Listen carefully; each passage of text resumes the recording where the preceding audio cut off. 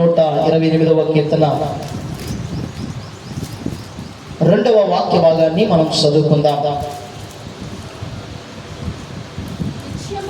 నిశ్చయముగా నీవు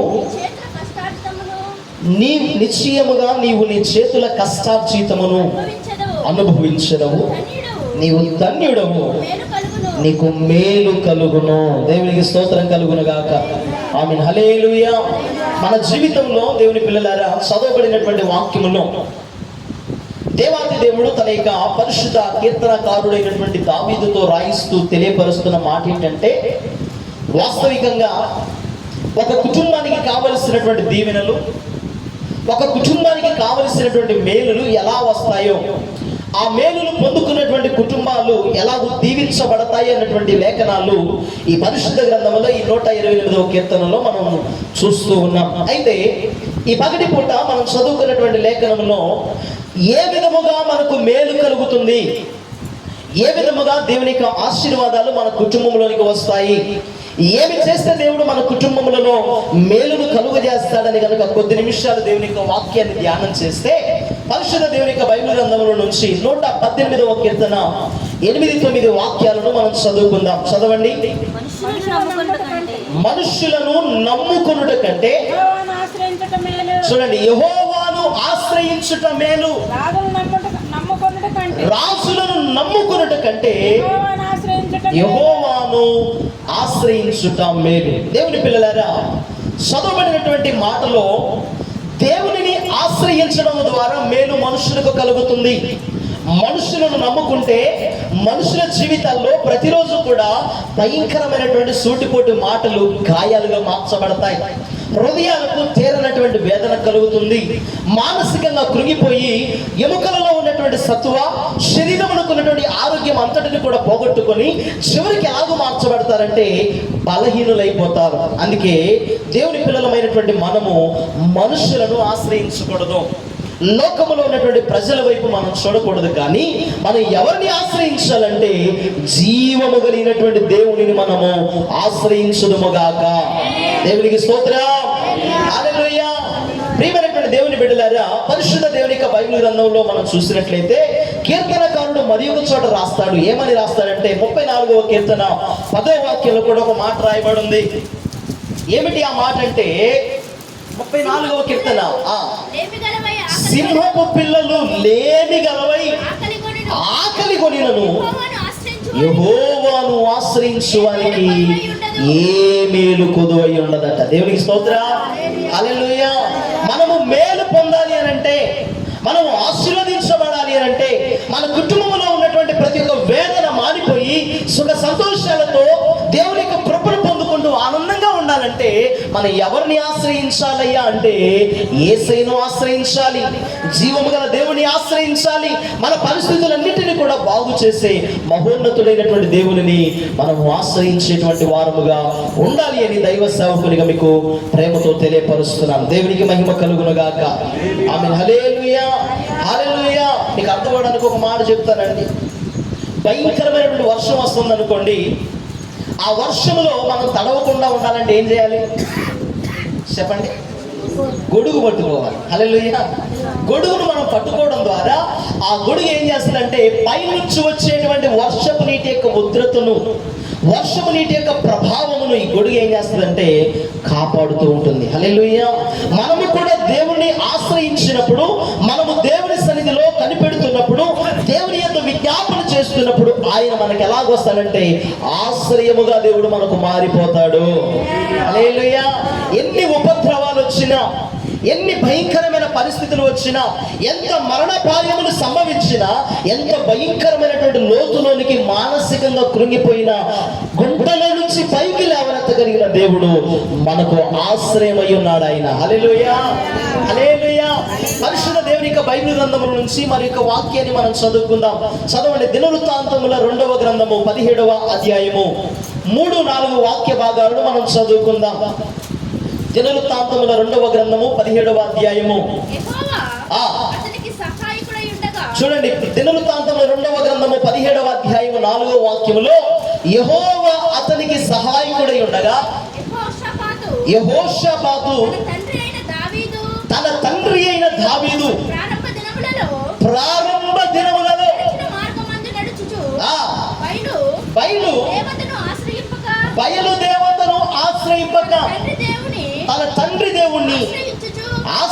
అనుసరించుచు ఇశ్రాయేలు వారి చర్యలను వెంబడింపక ఆయన ఆజ్ఞలను అనుసరించి నడిచెను. దేవునికి స్తోత్రం కలుగునుగాక. హల్లెలూయా. చదవబడినటువంటి వాక్యములో యెహోషాపాతును గురించినటువంటి కొన్ని మాటలు మనం పరిశుద్ధ గ్రంథములో నేర్చుకొనుచు ఉన్నాం. దేవుని పిల్లలారా, ఈ యెహోషాపాతు ఎలాంటి వాడయ్యానంటే, యెహోవా అతనికి సహాయకుడై ఉండగా, అంటే ఒక వ్యక్తికి దేవుడు సహాయకుడిగా మారాలి అంటే, ఒక వ్యక్తిని దేవుడు దీవించాలి అని అంటే, ఒక వ్యక్తికి దేవుడు ఆశ్రయముగా మార్చబడాలి అంటే, మానవులమైనటువంటి మనము కూడా యెహోషాపాతులాగా దేవుని యొక్క మార్గములో నడిపించబడేటువంటి వారమై ఉండాలి. హల్లెలూయా. ఈ యొక్క వాక్యములో మనం చదువుకున్నట్లుగా ఇక్కడ కొన్ని వాక్యాలు మనం చదివినట్లయితే ప్రభు మాట్లాడుతున్నాడు. యెహోషాపాతు తన తండ్రి అయిన దావీదు ప్రారంభ దినములలో, ఏ దినాలట? ప్రారంభ దినములలో.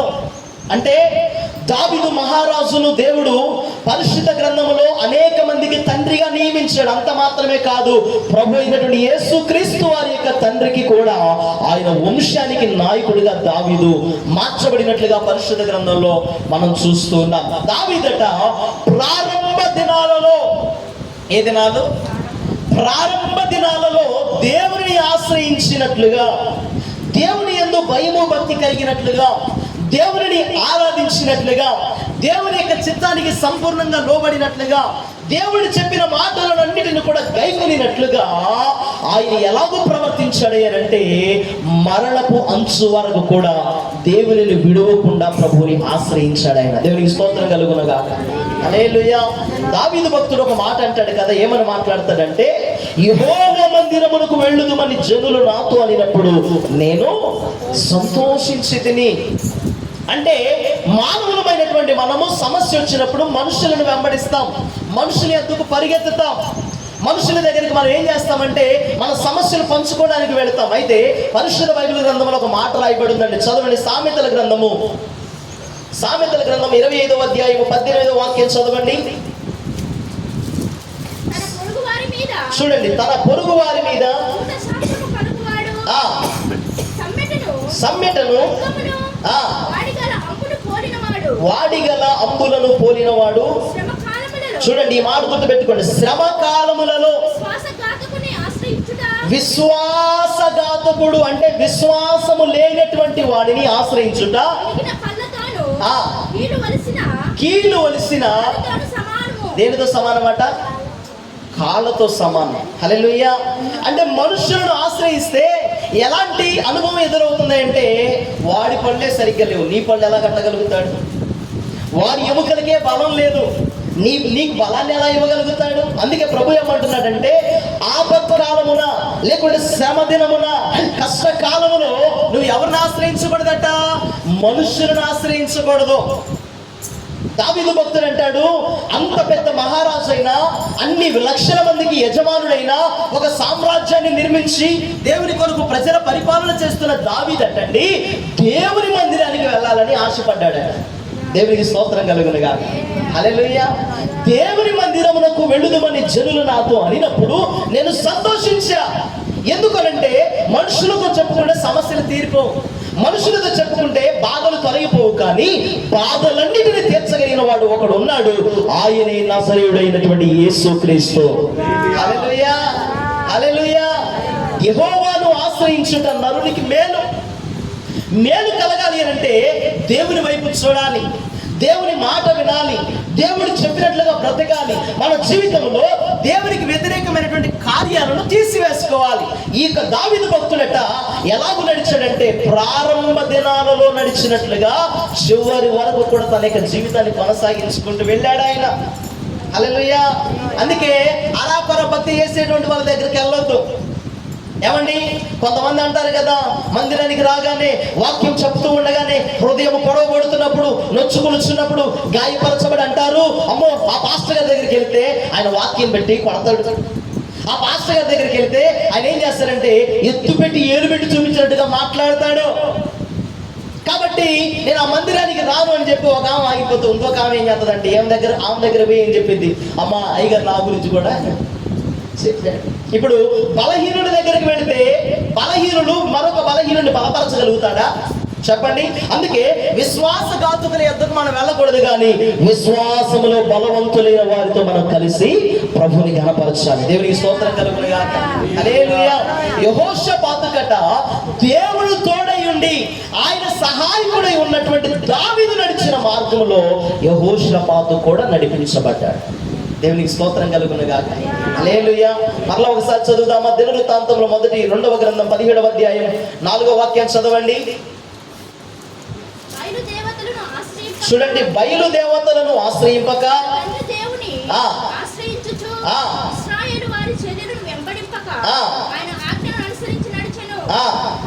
కాబట్టి చూడండి ఎలాంటి అనుభవంలో యెహోషాపాతు నడిపించబడ్డాడంటే, తన తండ్రి అయిన దావీదు ప్రారంభ దినములలో నడిచిన మార్గములో నడుస్తున్నాడు. ఏ మార్గం అంట? తండ్రి నడిపించాడు ఒక మార్గంలో. అబ్బాయి, ఈ మార్గంలో వెళితే చేరవలసినటువంటి గమ్యానికి ఖచ్చితంగా నువ్వు చేరగలుగుతాం. అందుకే కుడికి కానీ ఎడమకు కానీ మనం త్రొట్టెల్లకుండా మన ఎదుట ఉంచబడినటువంటి పందెములో గురి యొద్దకే నేరుగా పరిగెత్తుచు వెళ్ళాలంట. దేవునికి స్తోత్రం కలుగును గాక. తన తండ్రి నడిచిన ప్రారంభ దినములలో నడిచిన మార్గం ఏ మార్గం? బయలుదేవతలు ఆశ్రయించిన మార్గం కాదు. ఏమండి, శత్రువుల దగ్గరికి వెళ్ళి వారిని బతిమలాడుకున్నటువంటి మార్గం కాదు. ఏమండి, బంధువుల దగ్గరికి వెళ్ళి నా బాధ ఇది, నా సమస్య ఇది అని చెప్పి ఏడ్చినటువంటి అనుభవం కాదు దావీదుది. ఏ సమస్య వచ్చినా ఒకే ఒక స్థలానికి వెళ్ళాడు, అదే దేవుని మందిరము. హల్లెలూయా. ఆయన అంటాడు కదా, ఆయన నడిచిన మార్గములలో నడుచుచు బయలుదేవతను ఆశ్రయింపక తన తండ్రి దేవునిని ఆశ్రయించుచు ఇశ్రాయేలు వారి చర్యలను వెంబడింపక ఆయన ఆజ్ఞలను అనుసరించి నడిచాడు. హల్లెలూయా. ఏమంటే, వినడం వేరు, విన్నదాని ప్రకారం నడవడం వేరు. చెప్పింది చేయాలనుకోవడం వేరు, చెప్పింది ఖచ్చితంగా చేయడం వేరు. ఇప్పుడు యెహోషాపాతట తండ్రి నడిచినట్టుగా నడుస్తాలే అనుకోలేదు, కానీ తండ్రి ఎలాగూ నడిచాడో అంతకంటే బుద్ధిగా నడుచుకోవాలన్నమాట. దేవునికి స్తోత్రం కలుగునుగా. చక్కగా నడిచాడంటే యెహోషాపాతు నడిచినటువంటి మార్గాన్ని బట్టి, ఆయన దేవుని పైన ఆనుకున్న విధానాన్ని బట్టి, దావీదు వల్లే దేవుని ఆశ్రయించినటువంటి విధానాన్ని బట్టి దేవుడు యెహోషాపాతుని ఆశ్రయించిన విధానము 5వ వాక్యములో రాయబడి ఉంది. కాబట్టి యెహోవా అతని చేత రాజ్యమును స్థిరపరిచాడు. యెహోషాపాతునకు పన్ను ఇచ్చుచుండిరి, అతనికి ఐశ్వర్యమును ఘనతయు మెండుగా కలిగెను. యెహోవా మార్గముల యందు నడుచుకుంటకు అతడు తన మనస్సును దృఢపరుచుకొనిన వాడై ఉన్నత స్థలములను దేవతా స్తంభములను యూదాలో నుండి తీసివేసెను. హల్లెలూయా. దేవుని పిల్లలారా, దేవుని ఆశ్రయించినప్పుడు చాలా రకాలైనటువంటి పరిస్థితులు మనకు ఎదురవుతూ ఉంటాయి. చాలా మంది విశ్వాసులు పడగొట్టడానికి ప్రయత్నం చేస్తారు. కొన్ని సమస్యలు ఎలాగో మారిపోతాయంటే, ఇంతకాలము భక్తి చేసినా, ఇంతకాలము దేవుడిని ఆశ్రయించినా, మాకు కలిగినటువంటి వాటన్నిటిని విడిచిపెట్టినా ఏం జరిగింది మా జీవితంలో మేలు, ఏమి అనుభవిస్తున్నాము, ఏమి పొందుకుంటున్నాం, ఏమి కలిసి వస్తుంది, ఎంత మేలు పొందుకున్నాం అనేటువంటి నిరాశ లోపలికి వస్తుంది. కానీ దేవుని పిల్లలారా, యెహోవాను ఆశ్రయించి నడుస్తున్నప్పుడు మన జీవితంలో ఎదురవుతున్న ప్రతి పరిస్థితులలో కూడా మన మనసును ఏం చేసుకోవాలంటే దృఢపరుచుకోవాలి. హల్లెలూయా. ఓ, ఈ సమస్యనా, దీనిని మించిన వాడు నా దేవుడు. హల్లెలూయా. ఈ పోరాటమేనా, పోరాటానికి మించిన వాడు నా దేవుడు. ఈ సమస్యనా, ఈ సమస్యలో జయమిచ్చేవాడు నా దేవుడు అని చెప్పి ఏం చేయాలంటే, మనము దేవుని పైన ఆనుకొని మన మనస్సునట దృఢపరుచుకోవాలి. హల్లెలూయా. ఇంటికి పిల్లలు ఎలా ఉంటాయి? చాలా గట్టిగా ఉంటాయి. వేసే పిల్లదే గట్టిగా వేసామనుకోండి, పైన ఎన్ని ఫ్లోర్లు అయినా ఉత్తుగా ఏదో అరా కొరగా తీసుకొచ్చి ఉన్నది లేని సిమెంట్ ఇసుక కలిపేసి పిల్లర్ అయితే వేసామని చెప్పి గబగబా పిల్లర్ కోసి దానిపైన ఒక బిల్డింగ్ కట్టామనుకోండి, కుప్పకూలిపోతుంది. విశ్వాస జీవితంలో కూడా కష్టం వస్తున్నప్పుడు నీ విశ్వాసపు స్థాయి పెరగాలి, ఇబ్బంది వస్తున్నప్పుడు నీ ప్రార్థన స్థాయి పెరగాలి, సమస్య వస్తున్నప్పుడు దేవుని మీద ఆధారపడేటువంటి విధానం పెరగాలి. ఏమంటే, కష్టం వస్తున్నప్పుడు ఆ కష్టంలో నిలదొక్కుకోవడానికి కావలసిన సత్వ దేవుని ఆశ్రయించడం ద్వారా మనకు వస్తుంది. హల్లెలూయా, హల్లెలూయా. దేవుని ఆశ్రయించాలండి. దేవుడు చెప్పినట్లుగా మనం నడవాలి. యెహోషాపాతు నడిచాడు, తండ్రి చెప్పిన మార్గంలో నడిచాడు. బయలుదేవతను ఆశ్రయింపక ఇశ్రాయేలు చర్యలన్నిటికీ కూడా వ్యతిరేకంగా నడిచి ఏం చేశాడు తెలుసా? నా దేవుడు గొప్పవాడు, నాకు ఆయన జయమిస్తాడు అని నమ్మాడు. దేవునికి స్తోత్రం కలుగును గాక. హల్లెలూయా. ప్రియమైనటువంటి దేవుని యొక్క సంగమా, ఆత్మీయ పిల్లలారా, మన జీవితంలో కూడా మనం ఏం చేయాలంటే యెహోషాపాతులాగా దేవుని యొక్క మార్గములో నడిపించబడుదుముగాక. హల్లెలూయా, హల్లెలూయా. ప్రియమైనటువంటి దేవుని యొక్క బిడ్డలారా, మన జీవితంలో కనుక మనం చూసినట్లయితే ఏ నరుడు కూడా నమ్మదగిన వాడు కాదు. నిన్ను పిలిచిన దేవుడు నమ్మదగిన వాడు, వాగ్దానం చేసిన వాడు నమ్మదగిన వాడు. వాగ్దానం చేశాడా, ఆ వాగ్దానము నెరవేర్చబడేంత వరకు నిన్ను ఆయన ఎప్పుడు కూడా విడిచిపెట్టడం. నీ సమస్య నుంచి నువ్వు జయాన్ని పొందుకునేంత వరకు ఆయన కనుదృష్టి నీ పై నుంచి తొలగిపోదు. దేవుని పిల్లలారా, ఇక్కడ మనం చూస్తున్నట్లయితే దావీదు మహారాజట ఎవరిని ఆశ్రయించాడంటే రాజులను ఆశ్రయించలే. ఇప్పుడు ఒక సీఎంకి కనుక కష్టం వచ్చింది అనుకోండి, ఈ సీఎం ఎక్కడికి వెళ్ళి చెప్పుకుంటాడంటే ఇంకో సీఎం దగ్గర చెప్పుకుంటాడు. ఆ సీఎం ఏం చేస్తాడంటే పిఎంకు చెప్పుకుంటాడు కదండి. 100 మంది సీఎంలు కలిసి పిఎంకు చెప్పుకున్న పిఎంకు సమస్య వస్తే చెప్పండి. చాలా భయంకరమైన పరిస్థితులు వచ్చినప్పుడు దావీదు మహారాజట వేరొక రాజు దగ్గరికి వెళ్ళి ఆశ్రయించలేదు, కానీ రాజులకు రాజు అయి ఉన్న దేవుడిని ఆశ్రయించాడు. దేవునికి స్తోత్రం కలుగును గాక. హల్లెలూయా. నీ జీవితంలో కూడా మనుషులను నమ్ముకున్నంత కాలము ఆత్మీయ జీవితంలో ఎదుగుదల కనబడదు. మనుషులను ఆశ్రయించినంత కాలము అభివృద్ధి కనబడదు. అభివృద్ధిని తయారు చేసి ఆశీర్వదించగలిగిన దేవుడిని నువ్వు ఆశ్రయించినప్పుడు నీ జీవితంలో ఉన్నతమైనటువంటి స్థలంలోనికి వెళ్ళి దేవుడు నిన్ను కూర్చోబెడతాడు. దేవునికి స్తోత్రం కలుగును గాక. హల్లెలూయా, హల్లెలూయా. పరిశుద్ధ బైబిల్ గ్రంథంలో సమూయేలు కాలములో దైవజనుడైనటువంటి ఏలీ గారి యొక్క కుమారులు దుర్మార్గపు పనులు చేసి మందిరానికి వచ్చేటువంటి వారిని హింసిస్తున్నటువంటి కాలంలో సమూయేలు భక్తి ఎలా ఉందో తెలుసా అండి? ఏలీ కుమారులను అనుసరించి భక్తి చేయలేదు ఆయన. దైవజనుడైనటువంటి ఏలీ గారిని కూడా అనుసరించలేదు, కానీ ఏలీ అనబడిన దైవ సేవకుడు ఏ దేవుడినైతే ఆశ్రయించాడో సమూయేలు ఆ దేవునిని ఆశ్రయించాడు. దేవునికి స్తోత్రం కలుగును గాక. హల్లెలూయా. ఆనాటి కాలంలో దేవుని యొక్క వాక్కు ప్రత్యక్షమవడం చాలా అరుదు. ఏలీతో మాట్లాడడం మానేశాడు దేవుడు. ఏలీ కుమారులతో మాట్లాడడం మానేశాడు. ఆ ప్రపంచంలో ఉన్న ప్రజలందరితో కూడా మాట్లాడడం మానేశాడు. కానీ దీపము ఆరిపోక మునుపు సమూయేలు దైవజనుడైనటువంటి ఏలీ ఎదుట దేవునికి పరిచయం చేస్తున్నప్పుడు దేవుని యొక్క ప్రత్యక్షత ఎవరు దొరికింది? సమూయేలు భక్తునికి దొరికింది. దేవునికి స్తోత్రం కలుగును గాక. హల్లెలూయా, హల్లెలూయా. దావీదు యేసయ్యను ఆయన దేవుని ఆశ్రయించాడు, తన తండ్రిని ఆశ్రయించలా. యోసేపు యాకోబుని ఆశ్రయించలే, యాకోబు దేవుని ఆశ్రయించాడు. ఈ పగటి పూట నీ జీవితంలో కూడా నీకున్న సమస్య ఏదైనా కావచ్చు, నీకున్న ఇబ్బంది ఏదైనా కావచ్చు, కానీ నువ్వు మనుషుల వైపు చూడటం మానేయాలి. పరిస్థితుల వైపు చూడటం మానేయాలి. కష్టాల వైపు చూడటం మానేసి కష్టాలలో కూడా విజయాన్ని ఇచ్చే దేవుని వైపు మనము తిప్పబడినప్పుడు దేవుడు మనకి ఏం చేస్తాడంటే మేలును కలుగు చేస్తాడు. హల్లెలూయా. పరిశుద్ధ బైబిల్ గ్రంథంలో ఒక చిన్న వాక్యాన్ని మనం చదువుకుందాం. లూకా సువార్త 18వ అధ్యాయము 5వ వాక్య భాగాన్ని మనం చదువుకుందాం. చదవండి. లూకా సువార్త 18వ అధ్యాయము 5వ వాక్య భాగాన్ని మనం చదువుకుందాం. ఈ విధవరాలు నన్ను తొందర పెట్టుచున్నది గనుక ఆమె మాటి మాటికి వచ్చి గోచాడకుండునట్లు ఆమెకు న్యాయము తీర్చునని తనలో తాను అనుకొనెను. మరియు ప్రభు ఇట్లా నేను అన్యాయస్తుడైన ఆ న్యాయాధిపతి చెప్పిన మాట వినుడి.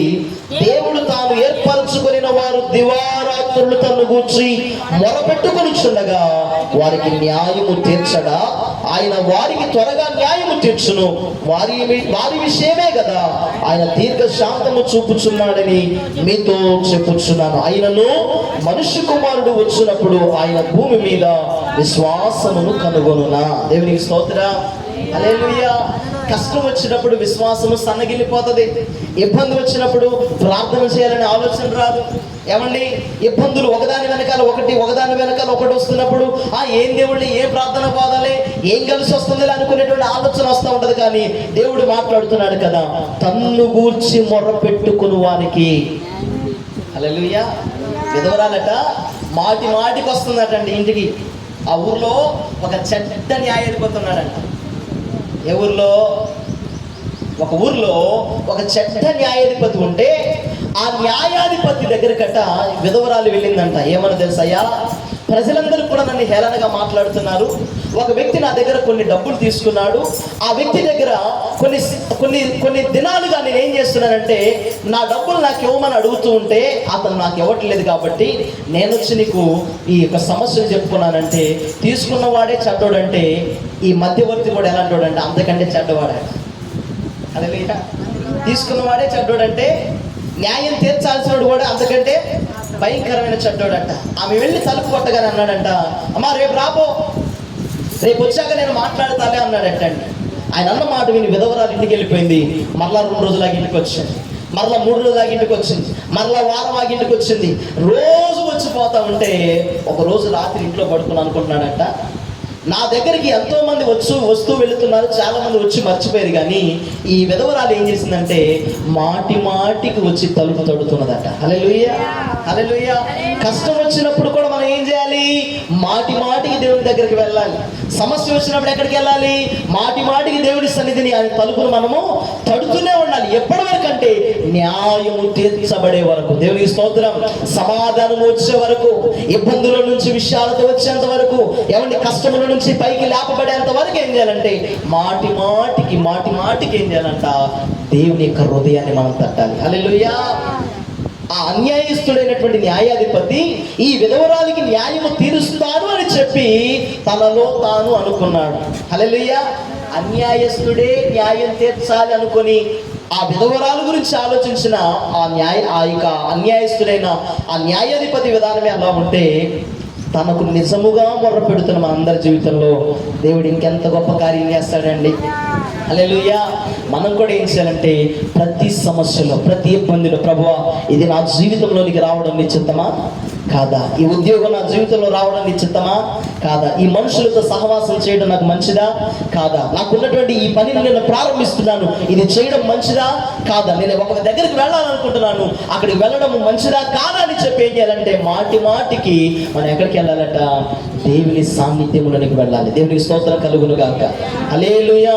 ప్రియమైనటువంటి దేవుని బిడ్డలారా, దేవుడు మాట్లాడుతున్నటువంటి మాట ఏంటంటే, యెహోషాపాతు తన తండ్రి నడిచినటువంటి మార్గంలో యథార్థముగా నడిచాడు. హల్లెలూయా.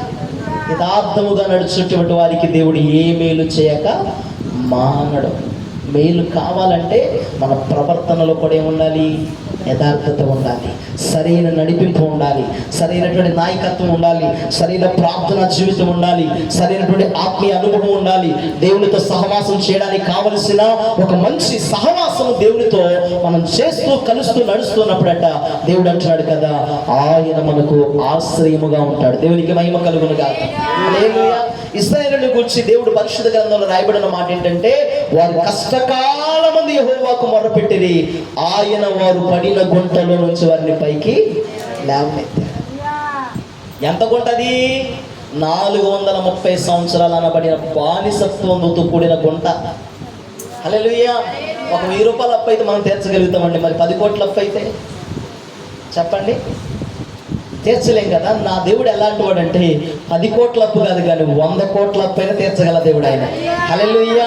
ఎక్కడైతే కృంగిపోయావో, ఎక్కడైతే బలహీనపడ్డావో, ఎక్కడైతే నిరసించిపోతున్నావో, ఎక్కడైతే కృంగిపోతున్నావో, ఆ కృంగిన స్థితిలో నుంచి దేవుడు నిన్ను పైకి లేవనెత్తి సింహాసనము పైన కూర్చుండబెట్టగలిగిన మహోన్నతుడైన దేవుడు మనం ఆరాధించేటువంటి యేసయ్య. దేవునికి స్తోత్రం కలుగును గాక.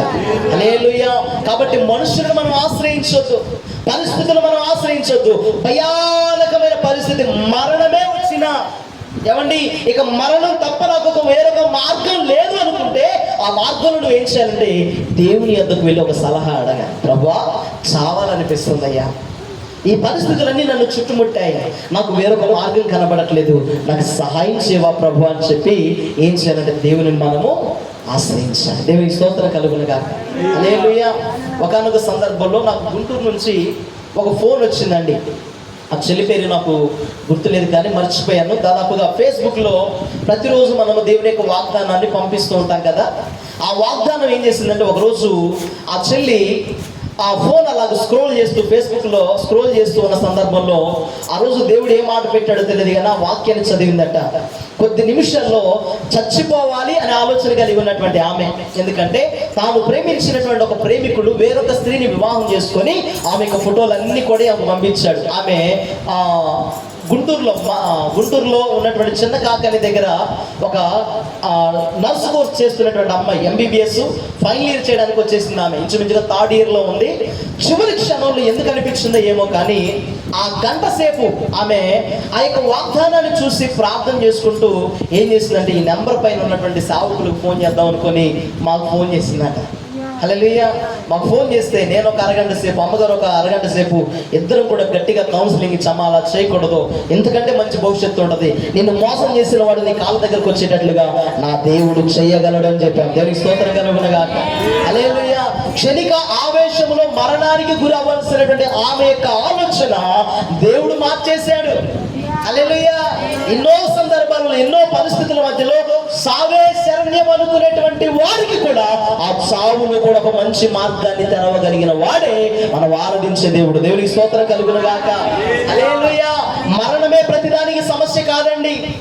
ఏమండి, సావే ప్రతిదానికి ఒక సమాధానం కాదు. కానీ ఆ సమాధానము ఎక్కడి నుంచి వస్తుందంటే మరణముల నుంచి కూడా ఒక మంచి ఆలోచన దేవుడు మనకు కలుగు చేయగలడు. హల్లెలూయా. హల్లెలూయా. ప్రియమైనటువంటి దేవుని యొక్క బిడ్డలారా, మన జీవితంలో కూడా మనం ఏం చేయాలి అని అంటే దేవుని ఆశ్రయించే అనుభవంలోనికి రావాలి. దేవునికి స్తోత్రం కలుగునుగాక. హల్లెలూయా. కీర్తనల గ్రంథంలో ఒక మంచి మాట మనం చదువుకుందాం. కీర్తనల గ్రంథం 27వ అధ్యాయము 4వ వాక్యం చదవండి. కీర్తనల గ్రంథం 27వ అధ్యాయము 4వ వాక్యం. యెహోవా యొద్ద ఒక వరము అడిగితిని, దానిని నేను వెతుకుచున్నాను. యెహోవా ప్రసన్నత చూచుటకును ఆయన, చూడండి మరలా చదవండి, యెహోవా ప్రసన్నత చూచుటకును ఆయన ఆలయములో ధ్యానించుటకును నా జీవిత కాలమంతయు నేను యెహోవా మందిరములో నివసింపగోరుచున్నాను.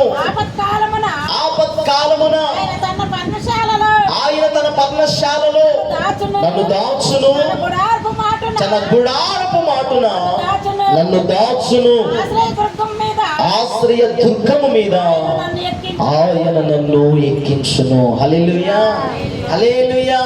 దావీదుకున్నటువంటి ఒకే ఒక ఆశ, దేవుని యొక్క ప్రసన్నత దొరికే స్థలం, దేవుని మందిరంలో సంపూర్ణమైన సంతోషం, ఆనందము, పరిస్థితులన్నిటికీ సమాధానం ఎక్కడ ఉంటుంది అంటే దేవుని మందిరంలో దొరుకుతుంది. అందుకే అంటాడు కదా, యెహోవా యొద్ద ఒక వరం అడుగుతిని, నేను దానిని వెతుకుచున్నాను. యెహోవా ప్రసన్నతను చూచుటకును ఆలయములో ధ్యానించుటకును నా జీవిత కాలం అంతయు నేను యెహోవా మందిరములో నివసింపగోరుచున్నాడట. హల్లెలూయా. మనుషులు ఎందుకు వెళితే భయంకరమైనటువంటి మాటలు మాట్లాడతారండి, వేధిస్తారు, నలిపేస్తారు. ఏమంటే మన కన్నీళ్ళలో నుంచి, మన కళ్ళలో నుంచి కన్నీళ్లు వచ్చి ఇక మనమే వాడి దగ్గర నుంచి వెళ్ళిపోవాలనే ఆలోచన కలిగే విధానంలో మాట్లాడుతుంటారు. కానీ నా యేసయ్యటండి మన కన్నీటి బొట్టు చూస్తే దాటిపోడంట దేవుడు. హల్లెలూయా.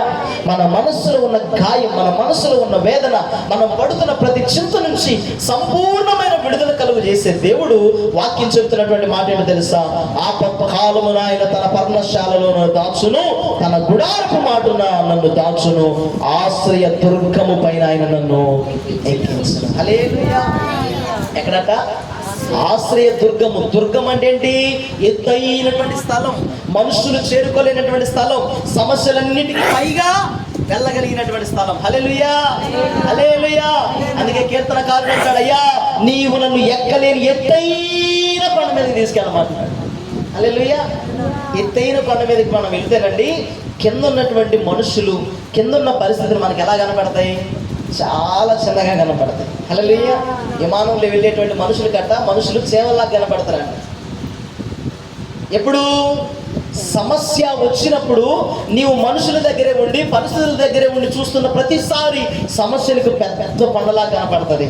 కానీ కొండలన్నిటికంటే పైగా ఉన్నటువంటి నా యేసయ్య దగ్గరకు నువ్వు వెళ్ళి చూస్తే ప్రతి సమస్యనికి ఎలా కనపడుతుంది అంటే చిన్న సీమలా కనపడుతుంది. హల్లెలూయా, హల్లెలూయా. ప్రియమైనటువంటి దేవుని యొక్క సంగమా, దేవుని బిడ్డలారా, కష్టకాలంలో, ఇబ్బంది పరిస్థితుల్లో, శ్రమ కలుగుతున్నప్పుడు, వేదన కలుగుతున్నప్పుడు, కన్నీళ్లు వస్తున్నప్పుడు, పడుతున్న ప్రతి ప్రయాసకు సమాధానం రాని సందర్భాలన్నిటిలో కూడా నువ్వెవరిని ఆశ్రయించాలంటే యెహోవాను ఆశ్రయించాలి. హల్లెలూయా. యెహోవాను ఆశ్రయించు వానికి ఏ మేలు కొదువై ఉండదు. దేవుడు మాట్లాడుతున్నాడు కీర్తనకారుని ద్వారా, నిశ్చయముగా నీవు ధన్యుడవు, నీకు మేలు కలుగును. హల్లెలూయా. ఎక్కడ నిజమైన మేలు కలుగుతుందంటే దేవుని సాన్నిధ్యంలో కలుగుతుంది. ఎలాగూ దేవుని మేలు కలుగుతుందంటే దేవుని మార్గంలో నడిపించబడినప్పుడు మేలు కలుగుతుంది. ఎలాంటి మేలు కలుగుతుంది అంటే ఎక్కలేని ఎత్తైన అనుభవంలోనికి వెళ్ళగలిగిన మేలు మనకు కలుగుతుంది. యెహోషాపాతు తన జీవితంలో ఉన్నటువంటి చాలా ఉన్నతమైనటువంటి స్థలంలోనికి వెళ్ళాడట. అక్కడ చదవబడినటువంటి వాక్యంలో దినవృత్తాంతంలో 2వ గ్రంథం 17వ అధ్యాయం 5వ వాక్యంలో చివరిగా ఒక మాట మనం చదువుదాం. చదవండి ఒకసారి. స్తోత్రం. హల్లెలూయా. చదవండి అమ్మా. కాబట్టి యెహోవా చూడండి, అతని చేత రాజ్యమును స్థిరపరచెను. యూదా వారందరూ యెహోషాపాతునకు పన్ను ఇచ్చుచు ఉండిరి. చూడండి, ఏం కలిగాయంట? ఐశ్వర్యమును ఘనతయు కొంచెం కలిగిన మెండుగా కలిగింది.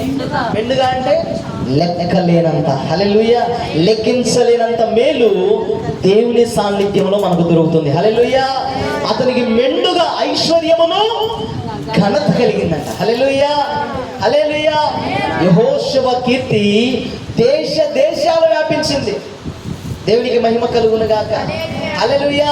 ఇప్పుడు యెహోషాపాతుతో కూడా దేవుడు మాట్లాడుతున్నాడు. అతనికి యూదావారు పన్ను ఇచ్చుచూ ఉండిరి. ఇప్పుడు మీరు అందరూ కూర్చున్నారండి.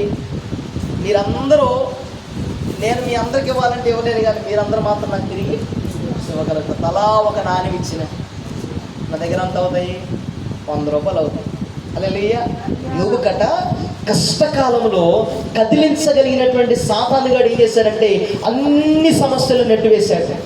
చివరికి ప్రాణాన్ని కూడా తీసుకోవడానికి ప్రయత్నం చేశాడు, కానీ దేవుడు యోబు యొక్క ప్రాణం మీద అధికారాన్ని ఇవ్వలేదు. కానీ యోబు తన స్నేహితుల కొరకు తిరిగి ప్రార్థన చేయగా మునుపటి కంటే 2 మేలు దేవుడు యోబునకు కలుగజేశాడు. ఒక్కొక్కరట తన స్నేహితులందరూ. ఆయన మామూలైన కాదు. ఊజు దేశంలో ఆయనంత ధనవంతుడు లేడు. మరి ధనవంతుడికి కొద్దిమంది ఫ్రెండ్స్ ఉంటారా, ఎక్కువ మంది ఉంటారా చెప్పండి?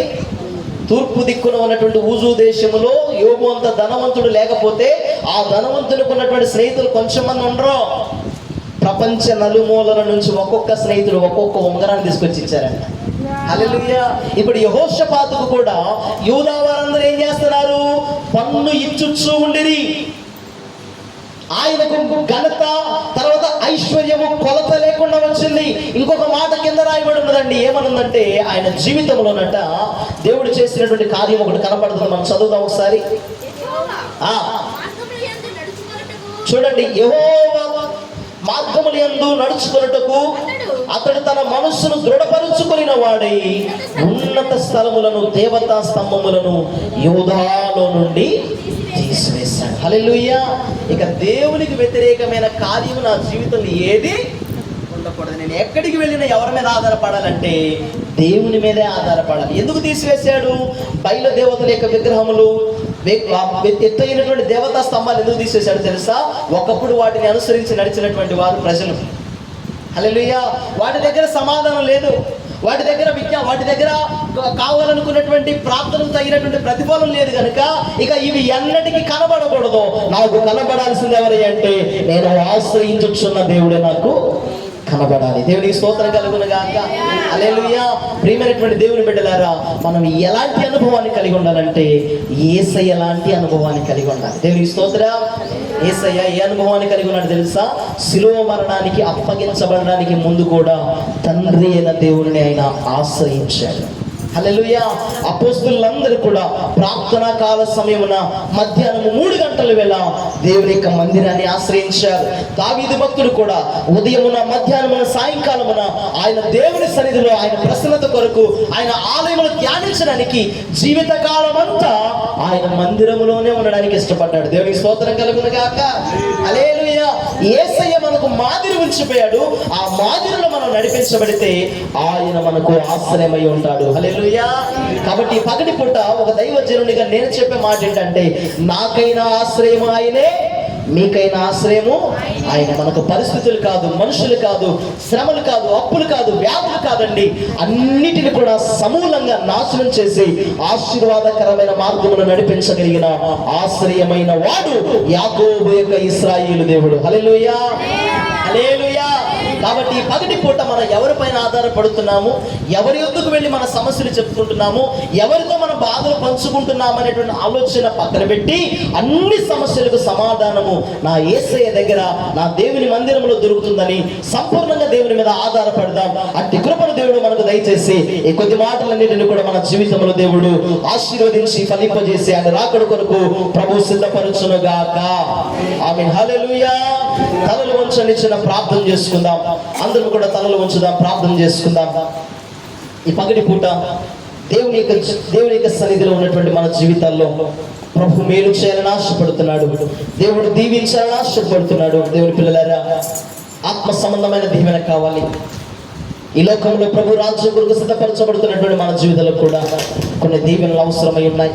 కుటుంబ పోషణ కొరకు, ఆరోగ్యాన్ని కలిగి ఉండడం కొరకు, కుటుంబం క్షేమస్థితిని కలిగి ఉండడం కొరకు, పరిస్థితులన్నిటిని ఓడించడానికి కావలసిన బలము, శక్తి, ధైర్యం ఎక్కడి నుంచి మనకు వస్తుందంటే దేవుని సన్నిధిలో వస్తుంది. దేవుని ఆశ్రయించడం ద్వారా వస్తుంది. మనుషులు ఎవరిని నమ్ముకోవద్దండి. మనుషులపై ఎప్పుడు ఆధారపడద్దు. మనుషులు నమ్ముకుంటే అన్ని మేకులే, కానీ దేవుని నమ్ముకుంటే అన్ని మేలులే జరుగుతాయి. కాబట్టి ఈ పగటి పూట యెహోషాపాతు రాజు తన పితరుడు నడిచిన మార్గంలో నడిచాడు. దేవుని ఆరాధించడానికి ఆయన మనసు నిలుపుకున్నాడు. ఇశ్రాయేలు యొక్క కార్యాలను ఆయన వ్యతిరేకించాడు. ఆయన దేశంలో, ఆయన ప్రాంతంలో బయలుదేవతా స్తంభములను, విగ్రహములను అన్నిటిని తీసివేసి జీవము గల దేవుని ఆశ్రయించడానికి తన మనసును దృఢపరుచుకున్నాడు. దేవుని మీద సంపూర్ణంగా ఆధారపడ్డాడు కనుక అతని చేత అతని రాజ్యము స్థిరపరచబడింది. అంటే నువ్వు దేవుని ఆశ్రయిస్తే, దేవుని మీద ఆధారపడితే దేవుడు నీ కుటుంబాన్ని స్థిరపరుస్తాడు. యెహోషాపాతుకి మెండైనటువంటి ఐశ్వర్యం కలిగింది, మెండైనటువంటి ఘనతలు కలిగాయి. దేవుని పిల్లలారా, మనుషులమైన మనము డబ్బుల వైపు, పరిస్థితుల వైపు చూడదు, కానీ అన్నిటి నుంచి విడిపించగలిగిన శక్తిమంతుడైన దేవుని వైపు చూడాలి. యెహోషాపాతు అదే చేశాడు. మనుషులు నమ్ముకుంటే, మనుషుల వైపు మనం చూస్తే, పరిస్థితుల వైపు చూస్తే పడిపోతాం, నీరసించిపోతాం, బలహీన పడిపోతాం, కృంగిపోతాం. కానీ ప్రతి పరిస్థితుల నుంచి బయటకు తీసుకురాగలిగిన వాడు ఒకడు ఉన్నాడు, ఆయనే యేసయ్య. ఆయన ఆశ్రయించు. ఎన్నో ప్రశ్నలు, ఎన్నో కలవరానికి గురి చేసేటువంటి, చిక్కుముడులతో కూడినటువంటి ఎన్నో ఇబ్బందులు మన కళ్ళ ముందు కదలాడుతూ ఉంటే వాటన్నిటి నుంచి విడిపించడానికి నువ్వు దేవుని ఆశ్రయించాలి.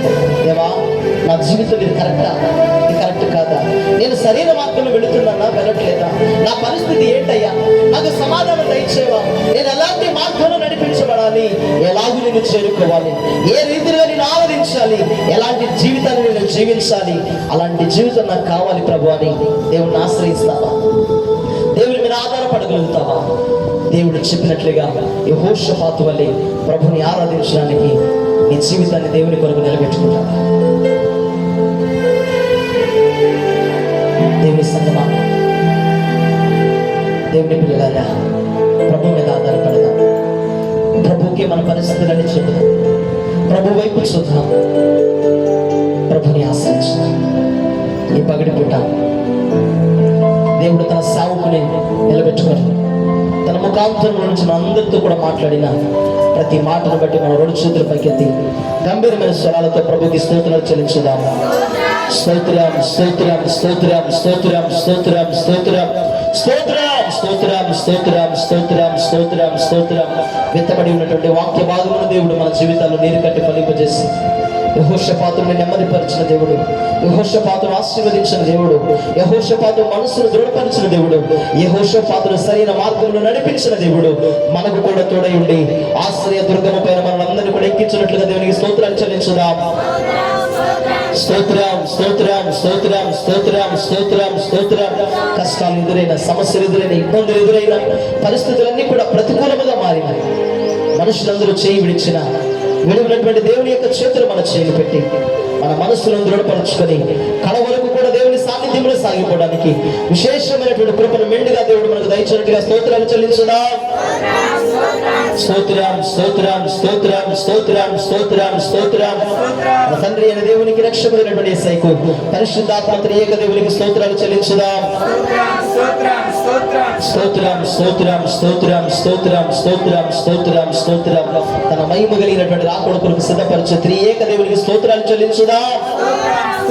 స్తోత్రం స్తోత్రం స్తోత్రం స్తోత్రం స్తోత్రం స్తోత్రం స్తోత్రం స్తోత్రం. మహోన్నతుడా, మహాగుణుడా, ఉపాసత సంపన్నుడా, అద్వితీయ నాథ, సర్వలోక పరిపాలక మీకు వందనాలు, స్తోత్రాలు నాయన. నీ ఉన్నతమైన కృప, నీ దయా, నీ కరుణా కటాక్షములను బట్టి నాయన ఇదిగో ప్రభా నీ సన్నిధిలో, నీ సముఖంలో ఆ ప్రభా నేను ఆరాధించు గణపరచు ప్రభా నీ సన్నిధిలోనికి వస్తుంది. అయ్యా మాకు ఈ లోకంలో మేలు కావాలంటే, దీవెన కావాలంటే, ఆశీర్వాదములు కావాలంటే, నీ రాజ్యము చేరుకోవాలంటే అయ్యా ఇదిగోనైనా మనుషులు నమ్ముకొనక, దేవరాజుల వైపు మనసు ఉంచక, పరిస్థితుల వైపు చూడక, లోకంలో ఉన్నటువంటి ఏ ఒక్కరిపైన ఆధారపడక, అన్నిటిని సరి చేయగలిగి సరైన మార్గంలో నడిపించగలిగిన దేవా నేను ఆరాధించే కృపతో మమ్మల్ని నింపమని ప్రార్థన చేస్తాను. నేను ఆశ్రయించాలయ్యా, నీ యొద్ద మేము మొదలుపెట్టాలి ప్రభా, నీ వైపు మేము నిరంతరం చూడాలి. అయ్యా నీకు స్తోత్రాలు, మా రక్షకుడు కృపలో మమ్మల్ని జ్ఞాపకం చేసుకుని యెహోషాపాతు ఎలాగైతే నాయన తన పుత్రుడైనటువంటి దావీదునైనా ప్రారంభ దినాల్లో ఎలాగైతే నడుచుచు అయ్యా మరణం వరకు నమ్మకంగా ఉన్నాడు, మేము కూడా అదే నమ్మకాన్ని కలిగి జీవించాలి. మేము కూడా అంటి విశ్వాసాన్ని కలిగి జీవించాలి అయ్యా. మేము కూడా ప్రభా పితరులు నడిచిన మార్గంలో మేము నడవాలి ప్రభా. కుడికి కానీ ఎడమకు కానీ ప్రభా మేము త్రొట్టెల్లకూడదయ్యా. పరిస్థితుల వైపు మేము చూడకూడదు నాయన. యెహోషాపాతు వంటి నాయన దృఢమైన మనస్సు మాలో కలిగించండి. ఆయన నీకు స్తోత్రం. లోకానుసారమైన ఇచ్చలు, లోకానుసారమైన కోరికలు, లోక సంబంధమైనటువంటి ఆచారాలు, పద్ధతులను ఆయన మాల నుంచి తొలగిపోయి ఒక ప్రత్యేకించబడిన జనాంగముగా నీవు కోరుకున్నటువంటి యాజక వంశముగా నీ సత్యైన ప్రజలుగా నీ రాజ్యాన్ని చేరుకునే కృప మాకు దయచేయమని ప్రార్థన చేస్తాం. ప్రభువా యెహోషాపాతునైనా ధన ఘనతలను ఐశ్వర్యమును కోరుకోలేదు, కానీ నిన్ను ఆశ్రయించడం ద్వారా, నీ యొక్క మొర పెట్టడం ద్వారా, నీ మార్గంలో నడుచడం ద్వారా అయ్యా తన మనసును దృఢపరచుకోవడం ద్వారా నువ్వు ఆశీర్వదించావని పగటిపూట మేము తెలుసు. నిజమే ప్రభా, నేను ధన్యులుగా మార్చబడి మేలు పొందుకోవాలంటే నిన్ను ఆశ్రయించాలని పగటిపూట మాతో మాట్లాడి తండ్రి నీకు వందనాలయ్యా. వెతబడినటువంటి ప్రతి మాట మా జీవితాలు మీరు ఫలింపచేయండి. మీరు అక్కడ కొరకు మమ్మల్ని సిద్ధపరచండి ప్రభా. తండ్రి వచ్చిన ప్రతి బిడ్డను కూడా ఈ కృపణైన సీయోను నుండి మీరు ఆశీర్వదించమని ప్రార్థన చేస్తున్నా. ప్రతి బిడ్డకునైనా కృపా సమాధానములు యేసు నామములో అనుగ్రహించబడును గాక. ఆశ్రయముగానైనా ప్రతి ఒక్కరికి నీవే తోడుగా ఉండవు గాక.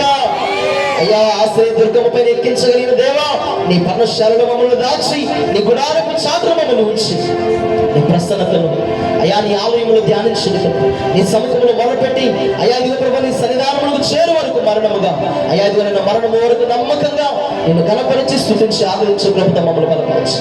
రాలేకపోయినటువంటి వారికి నేను మనసుని వారు తనను దయచి ఈ దాసుడైన నాకు ఇచ్చినటువంటి ఆరోగ్యమును బలమును ప్రభు అభిషేకాన్ని బట్టి స్తుతిస్తున్నాను. ఇంతవరకు నేను ఆరాధన కూడిక అంతటిని కూడా మీరు జయకరముగా జరిగించినందుకు కృతజ్ఞతా స్తోత్రాలు తెలియపరుస్తాను. ఈ వారం అంతా చేస్తున్న పనుల్లో అయా వ్యాపారాల్లో, వ్యవసాయంలో, ఉద్యోగాల్లో, చేతి పనుల్లో, పరిచయలో అయ్యా ఇదిగా నీకు స్తోత్రం. మా వ్యక్తిగత జీవితాల్లో, కుటుంబాల్లో మీరు తోడుగా ఉండమని ప్రార్థన చేస్తారు. అయ్యా ఇదిగో ప్రభు మీరు త్వరగా రాబోతున్నారు నాయన. అయ్యా ప్రతి దినము నేను ఆశ్రయించి నీ అంత మొర పెట్టుకుని సమాధానములు పొందుకుని నేను కనపరిచే ప్రభుత్వాన్ని మమ్మల్ని అనుభవించి ఈ రాకడ కొరకు సిద్ధపరిచి మహిమను పొందుకున్నాను. అతి త్వరలో వేగముగా మేఘముల మీద అన్నిటికంటే పైగా రాబోతున్నటువంటి యేసయ్య పరిశుద్ధ నామం ద్వారా ప్రార్థించి అడిగి వేడుకొని పొందుకుని ఉన్నాము పరమ తండ్రి. ఆమేన్. మన పరమ తండ్రి అయినటువంటి దేవుని యొక్క ప్రేమ, మన రక్షకుడైనటువంటి యేసుక్రీస్తు వారి యొక్క మహోన్నతమైనటువంటి కృప, పరిశుద్ధాత్మ దేవుని యొక్క అన్యోన్యమైనటువంటి సహవాసము, సన్నిధి, సమాధానము ఇప్పుడు ఎల్లప్పుడూ మనకును సకల కోడి పరిశుద్ధులకు, సేవకులకు, సంఘాలకు, సకల కోడి పరిశుద్ధులకు ప్రభు రాకడ పర్యాంతరము సదాకాలము తోడు నడిపించి ఆశీర్వదించును గాక. ఆమేన్. నా ప్రాణమా యెహోవాను స్తుతించు, నా అంతరంగములో సమస్తమైన పరిశుద్ధ నామమును స్తుతించు. నా ప్రాణమా యెహోవాను స్తుతించు, ఆయన చేసిన ఉపకారములలో దేనిని మరువకు. ఆమేన్. యేసు రక్తమే ఇచ్చి, శిలువ రక్తమే ఇచ్చి, అపవాది క్రియల అనంత నాశనం ప్రభు యేసు నామమునకే సంపూర్ణ విజయం కలుగును గాక. ఆమేన్. హల్లెలూయా, హల్లెలూయా, హల్లెలూయా. అందరికి వందనాలు. ప్రభు మిమ్మల్ని దీవించి ఆశీర్వదించును గాక.